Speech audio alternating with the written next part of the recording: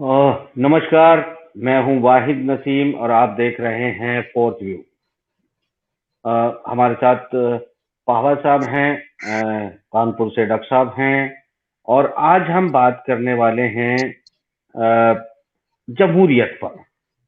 दरअसल इसमें तो कोई दो राय नहीं है कि भारत को सबसे बड़ा लोकतंत्र कहा जाता है और इसका बड़ा सम्मान है तमाम दुनिया में इस लोकतंत्र का। मगर पिछले दिनों से जो हालात हम देख रहे हैं, इसमें कोई शक नहीं है कि इलेक्शन होता है, वोटिंग होती है। वोटिंग होने के बाद फिर जो है आप जानते हैं कि वो किस तरह के जो हालात हैं वो बनते हैं। पार्टियां लोग पार्टियों को वोट देते हैं और पार्टियों के एमएलए टूट जाते हैं, सत्ताएं दूसरी सरकारें जो दूसरी पार्टी जिसके खिलाफ वोट दिया जाता है वो चला रही हैं। तो एक अजीब सी स्थिति। हम किसी के भ्रष्टाचार पे बात नहीं करते, हम सिर्फ बात कर रहे हैं जनता के उस रवैये पे कि अगर आपके साथ कोई कमिटमेंट करता है और उस कमिटमेंट से वो हटकर दूसरी तरफ चला जाता है तो आपका रिएक्शन क्या होता है। यानी यहाँ जनता को कोई अधिकार है ऐसा कि उन्होंने जिसको वोट दिया था उसने जिसके खिलाफ वोट दिया था अगर ये उस पार्टी में चला जाता है और उसकी सरकार बनवा देता है बाकायदा, तो कैसे मुमकिन इनका ये तो जनता तो अपने आप को ठगा सा पाती है। ये कैसा लोकतंत्र है जिसमें अगर हम देखें डॉक्टर साहब, पवार साहब, अगर हम देखें कि नागालैंड में कांग्रेस ने ज्यादा सीटें हासिल की, सरकार बनाई भारतीय जनता पार्टी ने। आप उसके बाद गोवा में ज्यादा सीटें हासिल कर ली कांग्रेस ने, यानी जनता ने ज्यादा बहुमत दिया कांग्रेस को, सरकार बनाई बीजेपी ने। उसके बाद हम देख रहे हैं कि उत्तराखंड में सरकार बनाते हरीश रावत मुख्यमंत्री बनता है, फिर अचानक 7 8 10 जितने भी हैं वो मंत्री और एमएलए टूट के दूसरी तरफ चले जाते हैं। सरकार प्रदेश में चलाती है फिर से भारतीय जनता पार्टी। और महाराष्ट्र में जो है वो भारतीय जनता पार्टी के खिलाफ एक तरह से जनमत आता है और जीतकर जो दो पार्टियां हैं वो अपनी हुकूमत बना लेती है। अब जनता ने तो वोट पर्टिकुलरली एक पार्टी के खिलाफ मत दिया और पार्टी ने उन लोगों को अपने साथ मिलाकर फिर से सत्ता कर ली। मध्य प्रदेश में क्लियरली मेजोरिटी में आई कांग्रेस और सत्ता कर रही है, हुकूमत कर रही है भारतीय जनता पार्टी। राजस्थान में भी वही होने वाला है। तो फिर ये जो है, सबसे पहले मैं डॉक्टर साहब से पूछता हूं कि ये किस तरह की जमहूरियत है कि आपने पार्टी सिस्टम बनाया, पार्टी ने जिसके खिलाफ मत दिया फिर वही पार्टी जो है रूल में आ जाती है और राज करती है और जनता कुछ नहीं कर पाती। ये किस तरह का लोकतंत्र है? देखिए, जमहूरियत शब्द की बात जब करते हैं तो सीधी सी बात है कि जो जनता चाहती है वो होना चाहिए। जी। और प्रायः होता ये है कि जो जनता चाहती है वो नहीं होता। बहुत जी। पहले एक बार की बात है, सन 74 73 में जयप्रकाश नारायण ने एक कॉल दी थी जिसमें उन्होंने कहा था कि right of recall should be written with the citizen. जी। अपने यहाँ दुर्भाग्य से वो नहीं है। और एक नहीं सीधी है। सी बात है कि जब हम किसी विचारधारा को वोट देते हैं तो जी। हमारा एक ये अपेक्षा होती है कि वो विचारधारा ही पोषित की जाए। जी। इससे किसी भी एमएलए या एमपी को ये स्वाधिकार नहीं मिल जाता, ये स्वावलंबन नहीं मिल जाता कि वो जिधर चाहे उधर भाग ले। जी। ये नहीं होना चाहिए। इस प्रकार से तो आप अपने वोटर को धोखा दे रहे हैं। जिस प्लेटफॉर्म से आपने जीता, जिस प्लेटफॉर्म पर जिन नीतियों की बात आप करते रहे, उनसे उल्टा घूम जाना, इसको लोकतंत्र नहीं कहा जाएगा, क्योंकि यहाँ आपने लोग को धोखा दिया।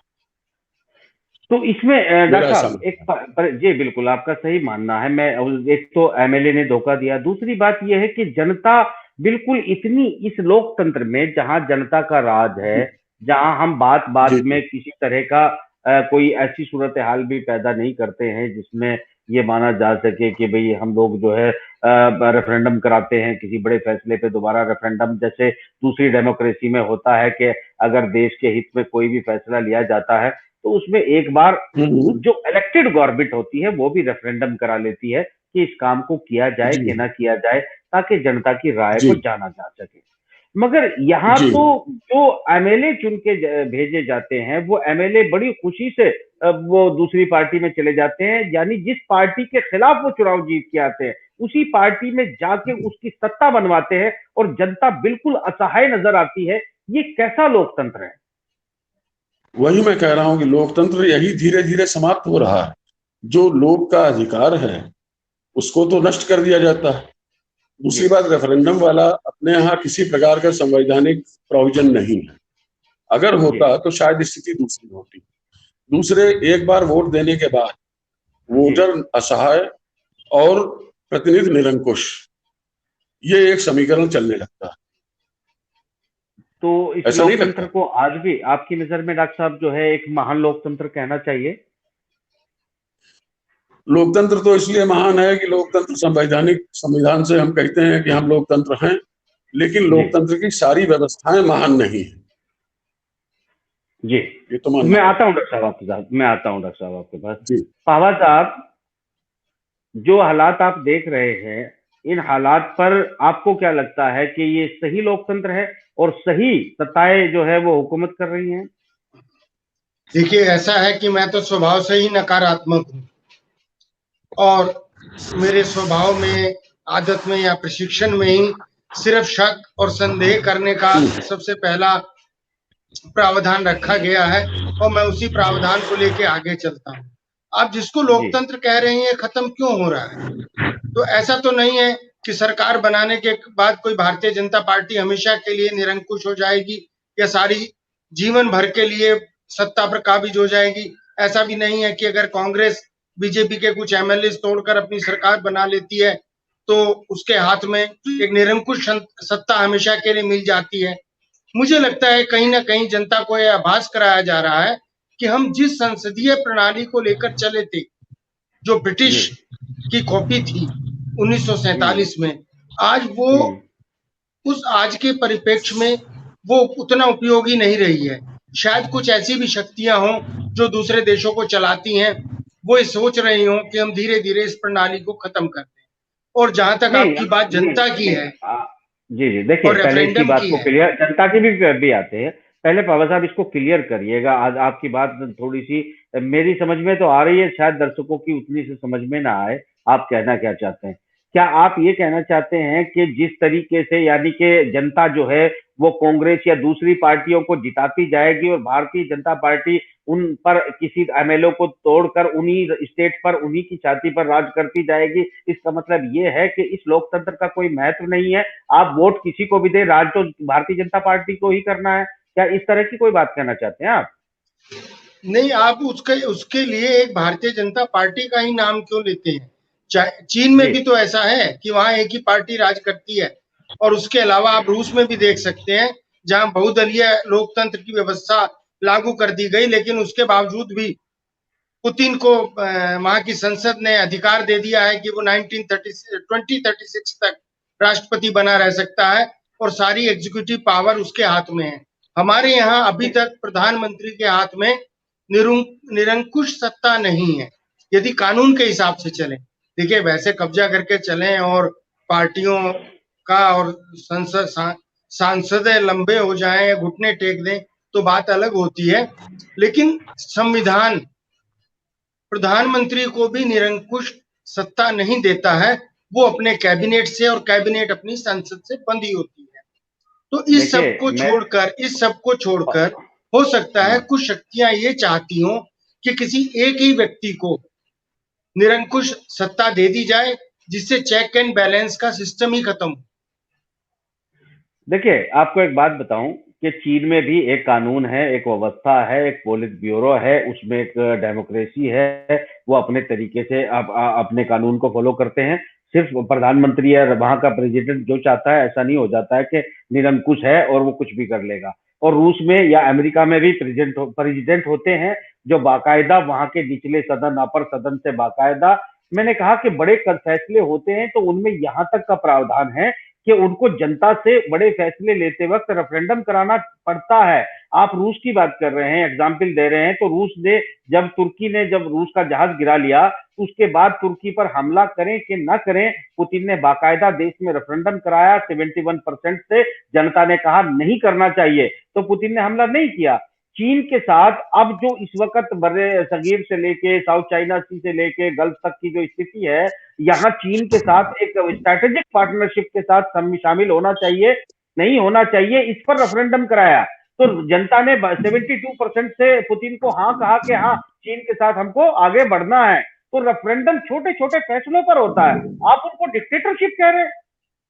हमारे यहाँ संविधान में रेफरेंडम की कोई प्रावधान नहीं रखा गया, और ना रखे जाने के पीछे कारण ये था कि हम 550 छोटी छोटी रियासतों को मिलाकर एक देश बने थे। और डॉक्टर प्रभात वाजपेयी अच्छी तरीके से आपको बता सकते हैं कि हमारे प्रधानमंत्री को एग्जीक्यूटिव राइट्स नहीं होते, जबकि अमेरिका और रूस और वहां के राष्ट्रपतियों को एग्जीक्यूटिव राइट्स होते हैं। वो संसद से ऊपर हटकर भी कोई आदेश दे सकते हैं। तो ये एक अंतर है हमारी संसदीय प्रणाली में। नहीं, वो फौज को लेकर दे सकते हैं, फौज को लेकर आदेश दे सकते हैं, ऐसा कुछ नहीं है। डॉक्टर साहब, वाजपेयी साहब, मैं जो है आपसे ये बात पूछना चाहूंगा कि पावर साहब तो कह रहे हैं कि उनको जो प्रेसिडेंट ऑफ चाइना है, प्रेसिडेंट ऑफ रशिया है या प्रेसिडेंट ऑफ अमेरिका है, वो वहां की सदन से ऊपर जाके भी कोई आदेश दे सकता है, ऐसा है क्या? जी है।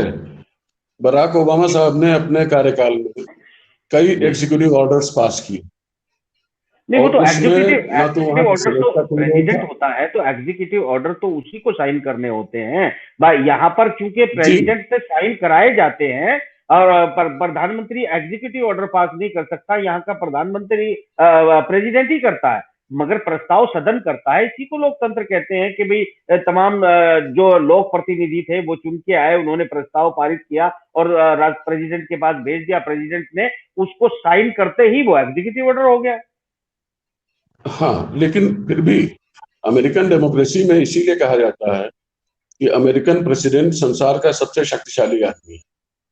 जी। एक बात सीधी सी ये कही जाती है, हमारे यहाँ प्रधानमंत्री सबसे शक्तिशाली नहीं है, न प्रेसिडेंट अपने आप में सबसे शक्तिशाली, दोनों ही एक दूसरे दोनों ताकतें बांट दी गई है, दोनों ताकतें बांट दी गई है। जी नहीं, मगर एक चीज मैं यहाँ डॉक्टर साहब एक बात समझना चाहता हूँ कि देखिए जिस तरीके से जो प्रेसिडेंट ऑफ रशिया या प्रेसिडेंट ऑफ चाइना या प्रेसिडेंट ऑफ यूएस है, उनके पास एक जो युद्ध को लेकर फैसले, फौज को ऑर्डर देने के जो फैसले होते हैं वो डायरेक्टली वाकई उनके हाथ में होते हैं। वो एक तरह से आर्मी चीफ का रोल भी वहां के प्रेसिडेंट ही अदा करते हैं। बाकी सारे काम पिछले 70 सालों में भारत ने बहुत ही जबरदस्त तरक्की की है और तरक्की के तमाम चीजें आई और नजीर दुनिया के सामने बना। ये डेमोक्रेसी क्या आपको, मतलब जो जैसे पावर साहब कह रहे हैं, उनका कहने का मतलब ये था पावर साहब का कि भाई ये पैगाम दिया जा रहा है कि आप जनता किसी को भी वोट दे, उसकी उस डेमोक्रेटिक जो अधिकार हैं उन पर कैप्चर कोई भी पार्टी आके अपनी सत्ता करेगी, जिस तरह आज भारतीय जनता पार्टी कर रही है। मैं ये नहीं कह रहा कि कांग्रेस ने ऐसा नहीं किया है या दूसरी पार्टियों ने ऐसा नहीं किया है, मगर फिलहाल 6-7 स्टेट में बाकायदा हमारे सामने नजीर है। आप चाहे चुनाव किसी को भी, बिहार का ले लीजिएगा, भारी बहुमत से नीतीश कुमार और लालू प्रसाद यादव की पार्टी भारी बहुमत से जीती थी और सिर्फ भारतीय जनता पार्टी के खिलाफ जीती थी। उसके बावजूद जो है वो एक बड़ी, मतलब नीतीश कुमार को तोड़ लिया और नीतीश कुमार को तोड़ के जनता ने, पूरे प्रदेश ने जिसके खिलाफ वोट किया था, फिर उन पर वही राज कर रहा है। वो त्राही त्राही करे ना करे, कोई माने ना माने, आप पर सत्ता तो है। मतलब ये अजीब, मुझे तो मजाक लग रहा है ये लोकतंत्र का। आप बिल्कुल ठीक कह रहे हैं और पावर साहब बिल्कुल ठीक कह रहे हैं, लोकतंत्र का मजाक तो हो ही गया। और मजाक बनने की स्थिति यह है कि 70 वर्षों में आपने अभी तक इस प्रकार की संकल्पना कभी नहीं सुनी होगी कि इस दल विशेष से मुक्त भारत, कभी किसी ने किसी दल को मुक्त करने का प्रयास नहीं किया। डेमोक्रेसी का पूरा सम्मान इसमें रहा कि डेमोस यानी जो हमारे देश की जनता है, उस जनता का प्रत्येक सेक्शन, हर प्रकार का व्यक्ति, जब तक वो वैधानिक रूप से प्रतिबंधित न हो तब तक वो चुनावों में भाग ले सकता है। और ये हर एक के लिए डेमोक्रेसी, किसी विचारधारा को मुक्त करने का प्रयास कभी नहीं हुआ। क्या ये नहीं लगता कि पिछले 6 वर्षों में प्रयास किया जा रहा है? बिल्कुल ये बात है रिवायती, आपने बड़ी अच्छी बात कही कि इसको लोगों ने सम्मान रखा, पुरानी पार्टियों ने, पुराने नेताओं ने इसका सम्मान रखा और लोकतंत्र को जंप करने की कोशिश नहीं की, उसका सम्मान बनाए रखा। भले ही प्रावधान मौजूद थे मगर उसका इस्तेमाल नहीं किया गया। मगर एक बहुत इंपॉर्टेंट बात आपसे पूछना चाहता हूँ, आप बाकायदा टच में है दुनिया की और जमीन पर आपकी नजर गहरी है, आपकी उम्र हो चुकी है दुनिया देखते हुए। एक बड़ा टेढ़ा सवाल पूछ रहा हूँ। टेढ़ा सवाल ये है कि जो भारतीय जनता पार्टी के समर्थक हैं वो ताकतवर हैं, पैसे वाले हैं, बाहुबली हैं, उनके पास ताकत है। जी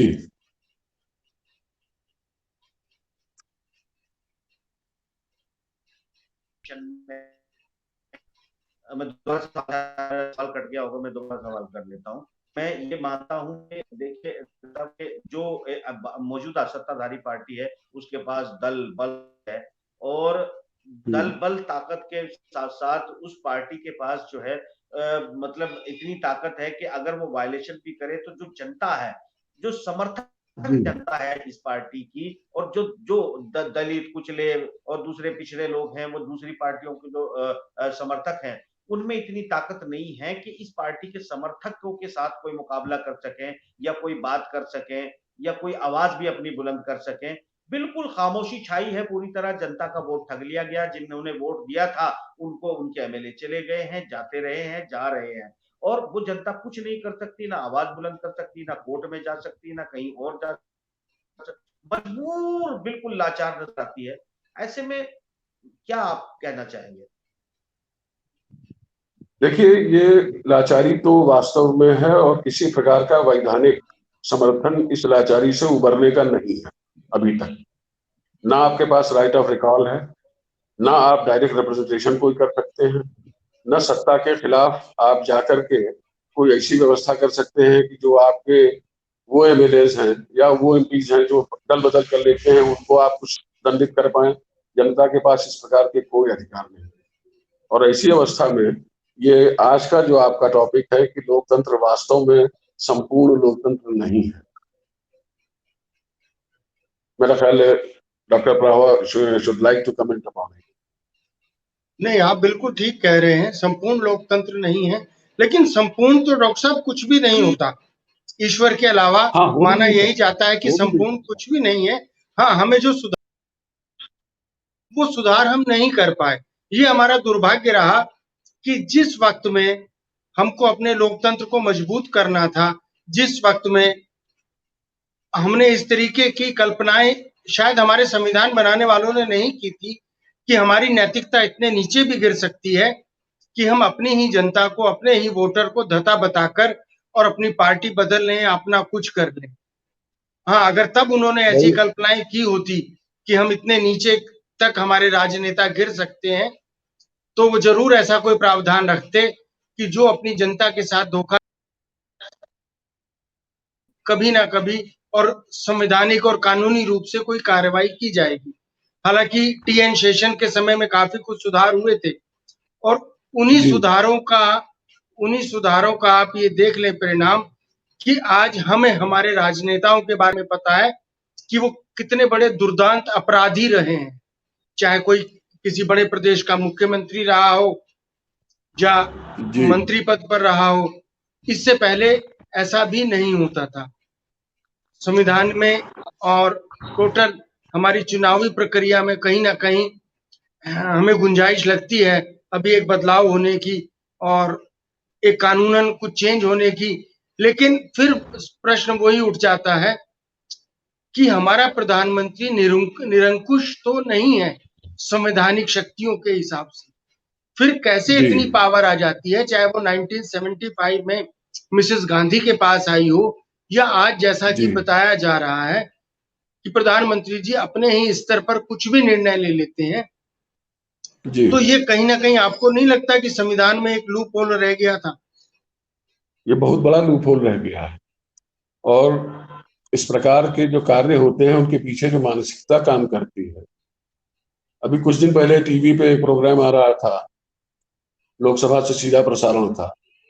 एक जिम्मेदार मंत्री जी ने कहा कि सुनना पड़ेगा, हमें 130 करोड़ लोगों ने चुना है। प्रश्न ये है कि अगर आपको 130 करोड़ ने चुना है तो जो विपक्ष है वो क्या बांग्लादेश से आया है कि अमेजन के जंगल से आया है? वो भी तो इसी देश से आया है। आप उनकी क्यों नहीं सुनेंगे? ये दुर्भाग्य की बात है कि हमारे यहाँ 31% वोट लेने वाला जो सत्ता में काबिज हो जाता है और 69% वोट जो उसके विरोध में पड़े हैं, वो विपक्ष में रहते हैं या कहीं भी नहीं रहते। वो नकारा वोट हो गया, उस वोट का कोई प्रभाव नहीं है। और यही स्थिति मैडम गांधी के समय में भी हुई। उन्होंने भी ये समझा कि विपक्ष कुछ, देखिए जब भी अतिरंजित बात होगी, चाहे वो वाम की हो या दक्षिणपंथी, जब आप बहुत दक्षिणपंथी या बहुत वामपंथी होने लगेंगे तो विपक्ष को दबाना ही आपका पहला उद्देश्य होता है, और विपक्ष को उस हद तक दबा देना कि वो प्रभावी ही न रह जाए। और जब विपक्ष नहीं प्रभावी है तो इसका मतलब जनता के सारे वर्गों का प्रतिनिधित्व आपके संसद में मुखर रूप से नहीं हो रहा है। तो और जब डॉक्टर मुखर साहब रूप से नहीं हो आपको रहा, नहीं, डॉक्टर साहब आपको ऐसा नहीं लगता, जैसा कि मैं संशय करता हूं या मेरा अंदेशा है, कि हमारी वर्तमान सत्ता या जो हमारी आज सत्ताधारी पार्टी है, इसका लक्ष्य जी कहीं ना कहीं धीरे धीरे करके एक दलीय प्रणाली की ओर चले जाने का है, या देश को एक दलीय प्रणाली की ओर ले जाने का है, या दूसरे शब्दों में कहें कि जो वर्तमान हमारी लोकतांत्रिक प्रणाली है इसको समाप्त करने का है? क्योंकि कुछ ऐसी ही आवाजें हमारे पड़ोस के देश से आ रही हैं जो हमारे साथ ही आजाद हुआ था और जिसने लगभग यही प्रणाली एक्सेप्ट की थी। डॉक्टर साहब आप बिल्कुल ठीक कह रहे हैं और आपकी शंका भी निर्मूल नहीं है। ऐतिहासिक उदाहरण अपने सामने हैं। जर्मनी में यही हुआ, इटली में यही हुआ, और 48 में सत्ता में आने के बाद कम्युनिस्ट पार्टी ने भी वही किया कि एक दलीय क्या, बिल्कुल एक व्यक्ति, जब तक वो व्यक्ति सत्ता में है तब तक है, और वो इस तरीके से निरंकुश है, भले ही उसके लिए संवैधानिक प्रावधान कुछ भी हो। आज जो भी निर्णय होता है, जो श्री जिनपिंग ले लेंगे, वो अंतिम निर्णय है और वही चलने लगता है। चाव के साथ भी यही हुआ। चाउ एन-लाई ने भारत के सीमाओं के बारे में अपनी बात कहते रहे, वो न हिंदुस्तान में कोई रेफरेंडम हुआ, न उनके यहाँ कोई रेफरेंडम। तो यह आप बिल्कुल ठीक शंका कर रहे हैं कि धीरे धीरे शायद ये हो सकता है कि हम लोग दो दल भी न रह जाएं, एक ही दल प्रणाली की ओर बढ़ने का प्रयास चल रहा है। हाँ, आप ऐसी बिल्कुल ठीक कह रहे हैं। संभावनाएं लग रही।